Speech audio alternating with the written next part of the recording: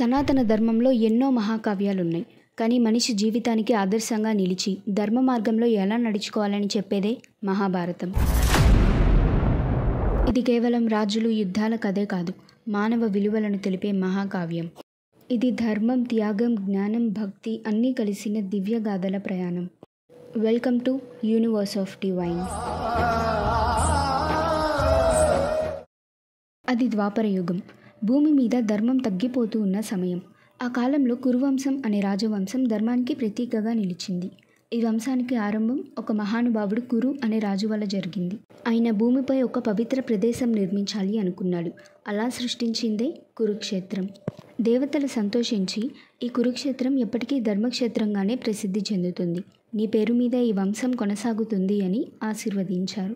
కురురాజు తర్వాత ఆయన వంశంలో అనేక మంది మహారాజులు వచ్చారు. అలా కొంతకాలం గడిచిన తర్వాత ప్రదీపుడు రాజ్యాన్ని చేపట్టాడు. ఆయన తర్వాత ఆయన కొడుకు శంతనుడు, ఆయన తర్వాత శాంతనుడు. శాంతనుడు ధర్మం, ప్రేమ మరియు యుద్ధంలో నిపుణుడు. ఆయన పాలనలో హస్తినాపురం సర్వసంపన్నంగా మారింది. హస్తినాపురం అనేది గంగానది తీరంలో ఉన్న గొప్ప రాజధాని. రథాల గర్జన, యోధుల శిక్షణ, ప్రజల ఆనందం ఎప్పుడూ ఆ రాజ్యంలో వినిపించేవి. ప్రజలు తమ రాజు శాంతనుని దేవుడిలా భావించారు. కానీ రాజు హృదయం మాత్రం ఎప్పుడూ ఖాళీగా ఉంటుంది. ఎందుకంటే ఆయనకు ఒక తోడు, ఇంకా వారసుడు లేరు అని.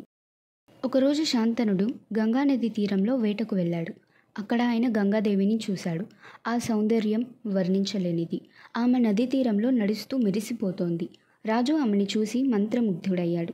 అప్పుడు శాంతనుడు గంగాదేవి వద్దకు వెళ్ళి, ఓ దేవి, నీవు ఎవరు? నీ సౌందర్యం అసామాన్యం. నా జీవిత భాగస్వామివి అవుతావా అని వినయంగా అడిగారు.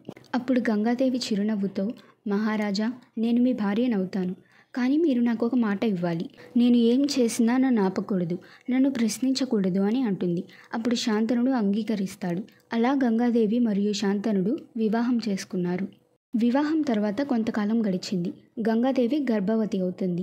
రాజు ఎంతో సంతోషిస్తాడు. ఇప్పుడు నాకు వారసుడు పుడతాడు అని.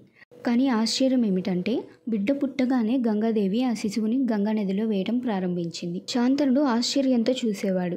కానీ ఇచ్చిన మాట గుర్తుకొచ్చి ఏమీ అనలేకపోయాడు. ఇలా ఒక్కొక్క బిడ్డ పుడతాడు.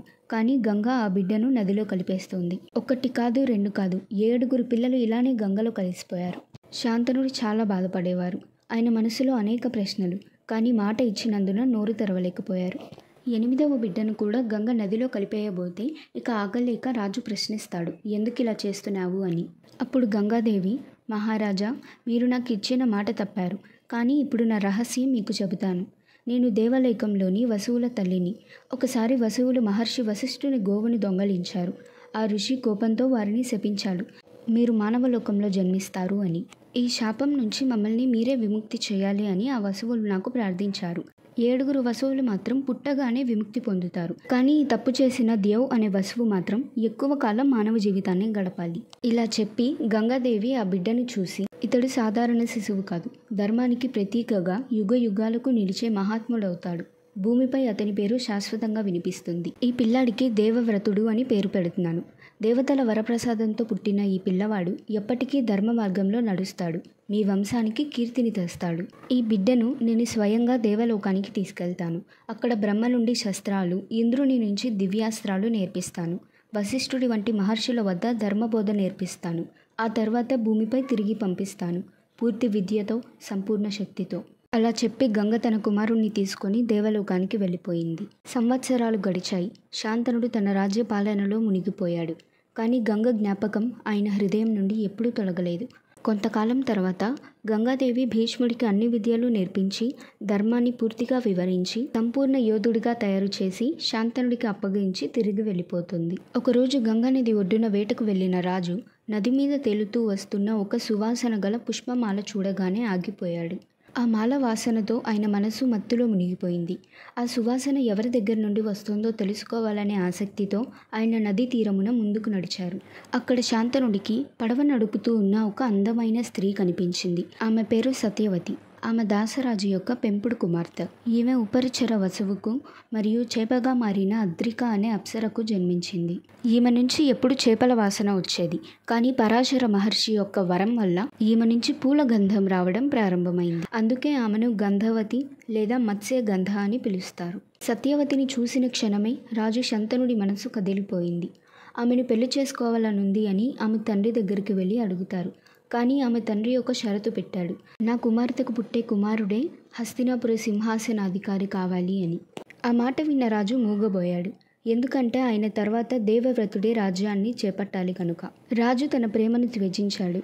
కానీ ఆయన మనసులోని బాధను గమనించిన దేవవ్రతుడు సత్యవతి తండ్రి దగ్గరకు వెళ్ళి, నేను ఎప్పటికీ వివాహం చేసుకోను, కావున నా సంతానం ఈ సింహాసనాన్ని ఆశించదు అని ధర్మం ముందు నిలిచి మహాప్రతిజ్ఞ చేస్తాడు. అప్పటి నుండి దేవవ్రతుడు భీష్ముడు అని పిలువబడ్డాడు. ఎందుకంటే ఆయన చేసిన ప్రతిజ్ఞ భీషణమైనది. ఈ విధంగా హస్తినాపుర భవిష్యత్తును మార్చే మొదటి ప్రతిజ్ఞ ఆ రోజు ఇవ్వబడింది. ఈ విధంగా ప్రారంభమైన మన మహాభారతంలోని మొదటి ఘట్టమే ఈ భీష్మ ప్రతిజ్ఞ. ఈ ఎపిసోడ్ మీకు ఎలా అనిపించిందో కమెంట్ చేయండి. నెక్స్ట్ ఎపిసోడ్ ఇంకొంచెం లెంతీగా పెట్టడానికి ట్రై చేస్తా. ఈ వీడియో మీకు నచ్చితే సబ్స్క్రైబ్ చేసి సపోర్ట్ చేయండి.